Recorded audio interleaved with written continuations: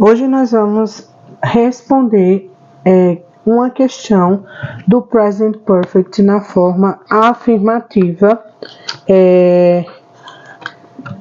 E o recomendado aqui é que vocês voltem no vídeo onde tem o assunto do Present Perfect e veja a teoria se você tiver dúvidas sobre esse conteúdo. Bom, basicamente, nesse tipo de assunto, a gente precisa olhar quem é o sujeito da nossa frase. Esse é um exercício típico de gramática, né, de tempos verbais, onde a gente tem lacuna e geralmente o verbo vem no final dessa oração dentro do parêntese. O Present Perfect é o tempo verbal que basicamente exige que a gente olhe quem são os nossos sujeitos da frase, ou seja, a pessoa, coisa que vai sofrer, praticar a ação desse verbo. Depois de olhar quem ele é, a gente vai adicionar has ou have a esse sujeito. Has a gente vai usar para as terceiras pessoas do singular, he, she, it, e have para as demais, I, you, we e they. Bom, é claro que isso aqui são pronomes pessoais e nem sempre são os pronomes que vêm como nosso sujeito, mas aí a gente faz a equivalência. Por exemplo, se tem um nome masculino, eu sei que o meu sujeito, se eu for substituir por um pronome, seria he. Né, um nome só masculino, então seria ele. Se fosse um nome só masculino no singular, seria ela, e assim sucessivamente a gente faz essa equivalência. Após olhar quem é o sujeito e adicionar has ou have, a gente vem para o nosso verbo principal, né, que é o que está no parêntese, é o verbo da ação em si, e a gente vai colocar ele no passado particípio. O que é o passado particípio do meu verbo? Eu vou ter duas situações, se ele é regular ou se ele é irregular. Quando ele é regular, basicamente a gente vai usar o ed, adicionar o ed a ele, como regra geral. É claro que vai ter algumas ressalvas, e esses detalhes vocês aprenderam quando estudaram o passado simples, tá? Já os irregulares, a gente tem uma tabela de verbos irregulares e a gente vai usar a escrita da terceira coluna. A segunda coluna é usada no passado simples, a terceira nos tempos que exigem o passado particípio, que nesse caso é o Present Perfect. Então vamos para a prática, ó. Primeira coisa, como eu falei, é olhar quem é o meu sujeito. Então, esse meu sujeito aqui é I, né? É a primeira pessoa aí do singular. E para I, a gente precisa usar have, tá? A gente usa have. É a regra que diz isso, eu não vou questionar. Eu tenho que memorizar isso aqui, como eu já falei, tá? Não tenho que questionar. É saber que has eu uso para essas pessoas e have eu uso para as demais. Então, para I eu uso have e o particípio do meu verbo write é written. Lá na terceira coluna da tabela, ele vai estar written, porque ele é um verbo irregular. Para isso, você também precisa saber ter memorizado os principais verbos irregulares, tá? Não adianta querer avançar num conteúdo se você não tem a base para ele. E a base para ele é você saber, sim, as regras de adicionar ed ao verbo quando ele é irregular e suas exceções, e os principais verbos irregulares da terceira coluna da tabela dos verbos irregulares. B. It's no use, doctor. The patient.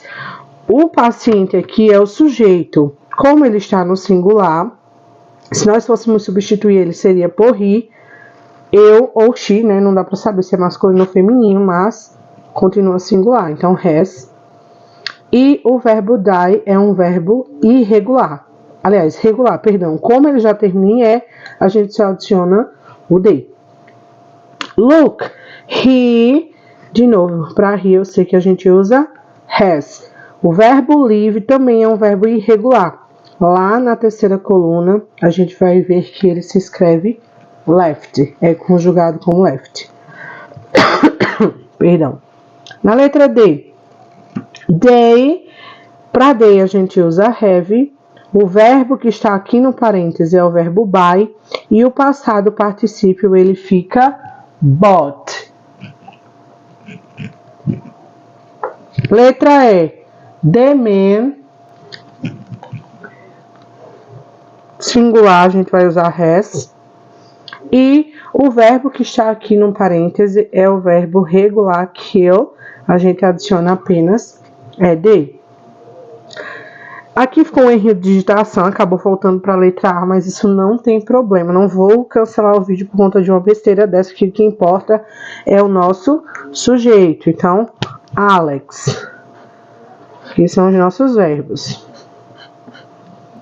Alex é terceira pessoa do singular. Também vamos usar o has. E o verbo principal que está aqui no parêntese é o live. Como ele já termina em a gente só adiciona D por ele ser um verbo regular. Pela regra, nós precisaríamos adicionar ed. E a regra diz isso, né? Quando termina em a gente só vai adicionar apenas o D. O próximo é o sujeito we. Para we a gente usa have. Lembrando que todas essas frases estão na afirmativa. O próximo é o verbo be, o tão amado verbo to be. O verbo to be ele é um verbo irregular e no passado particípio ele se escreve been, se conjuga been. My mother and my father, aqui eu tenho duas pessoas, logo eu vou usar have. O verbo read, ele se escreve da mesma maneira, mas é um verbo irregular, só mudando aí a pronúncia. Próximo, Carol. Eu uso has porque é singular, né? Eu substituiria Carol por she. O verbo do parêntese principal é eat e o passado particípio dele é eaten. Para you, a gente vai usar have, como a regra já nos deu, e o have, que também é um verbo irregular, né? A gente já viu tanto que ele vira has, né? Só que aqui ele é usado como auxiliar e aqui ele vai ser o principal. É esquisito, mas o passado particípio de have é had. Então fica have, had. O have usado como auxiliar e o have usado como verbo principal, sendo conjugado aí no passado particípio. They, a gente sabe que usa have. O verbo principal aqui é try, ele é um verbo regular, então a gente adiciona ed. Como ele termina em y precedido de uma consoante, a regra nos pede que eliminemos o y e adicionemos ied. Bom, para continuar, a gente tem aí my family como sujeito no singular, então a gente usa has. O verbo visit é um verbo regular, então a gente vai adicionar apenas o ed. Para they, a gente usa have. E o verbo pay é um verbo irregular, ele vai ficar paid. E a gente usa have. E o passado particípio de buy, a gente já viu lá em cima que é bought. Daniele eu substituiria por she, logo a gente usa has. O verbo finish é um verbo regular, então nós adicionamos ed a ele. Os próximos verbos são break, meet, wash, raise. Bom, para you a gente usa have e o verbo que está aqui é o break, fica broken. Gente, perceba que em todo o exercício, né, como eu falei, em toda a questão aqui, a gente usa basicamente a mesma ideia. Eu posso continuar esse vídeo por horas, ter várias e várias outras frases, mas a lógica é o que eu falei aqui. Preciso olhar quem é o meu sujeito, adicionar has ou have de acordo com ele, ter memorizado para que pessoas eu uso has e para que pessoas eu uso have, lembrar, aprender quais são os verbos regulares que eu posso adicionar ed e as suas ressalvas, porque se eu estou adicionando uma partícula ao meu verbo, como regra principal, seja ela qual for, vai ter alguns casos ali de exceções, que eu preciso fazer alguma alteração para poder adicionar essa regra. Natural isso. E também aprender os principais verbos irregulares. E aí você pega uma tabela, né, básica de verbos irregulares. É claro que se você não tiver cuidado, você vai pegar uma muito enorme aí de 2, 3, 4, 5, 7 páginas. Então tenta primeiro pegar uma menor, dá uma memorizada nos principais verbos. Quais são os principais verbos, gente? Correr, andar, brincar, pular, desenhar, os principais verbos de ações que basicamente a gente faria no nosso dia a dia, que é o que geralmente as frases vêm contextualizadas, e memorizá-los. E aí sim a coisa anda. Lembrando que você tem que memorizar a terceira coluna da tabela. A segunda coluna é para outro assunto, tá?